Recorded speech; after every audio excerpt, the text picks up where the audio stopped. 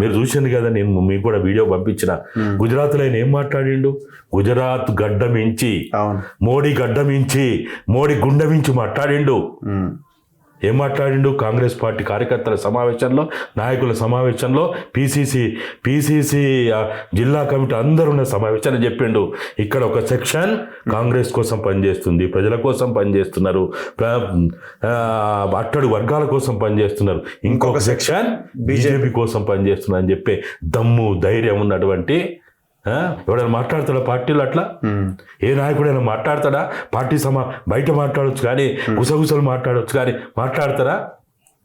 కాబట్టి ఈరోజు నాకు తెలిసినంత వరకు ఆయనకి ఇంకా 10 ఏళ్ళ దాకా పవర్ వస్తుందనే నమ్మకం కూడా లేదు. కానీ ఈ దేశంలో హిందువుల పేరుతోటి ఆర్యులు ఎవరైతే రాజ్యం ఏరుతున్నారో, ఈ పువ్వు గుర్తు అనడా ఆయన ఎప్పుడు, ఈ స్వస్తి గుర్తు అంటాడు వాళ్ళని.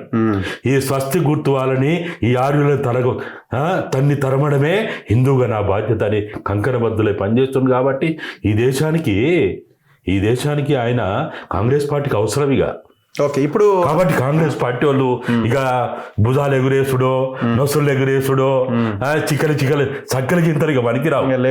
కాంగ్రెస్ పార్టీ వాళ్ళు బుద్ధి తెచ్చుకొని ఒళ్ళు దగ్గర పెట్టుకొని పని చేయాలి. ఎవరు పని చేస్తుండో? కాంగ్రెస్ పార్టీ ఎవరైనా 14 నెలలు ఎవరైనా పని చేసిందా? అరే, వాళ్ళు ఇచ్చిన రుణమాఫీనే చెప్పుకోలేకపోతారు, వాళ్ళు ఇచ్చిన ఉచిత ప్రయాణ బస్సునే చెప్పుకోలేకపోతున్నారు. చెప్పుకోగలుగుతారా? లేదు.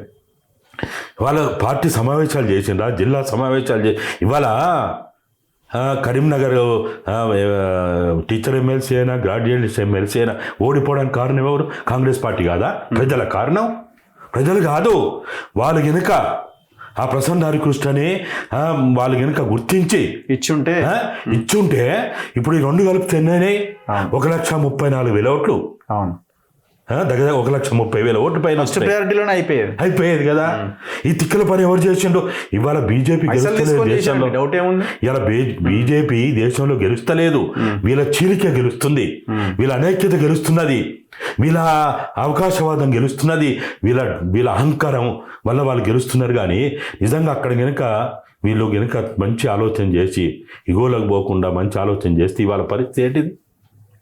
కాబట్టి రాహుల్ గాంధీ వాళ్ళ కాంగ్రెస్ పార్టీ, వాళ్ళ రాజకీయాలు వాళ్ళు ఉన్నప్పటికీ తెలంగాణలో ప్రజలు ఒక మార్పు కోసం ఏదైతే ప్రభుత్వాన్ని ఏర్పాటు చేయడానికి ఇచ్చిందో, ఇక మేము రెడ్లము, మా రెడ్ల సామ్రాజ్యము, మేమే వెళ్తాం అనే ఒక ఆలోచన నుంచి బయటికి రావాలా.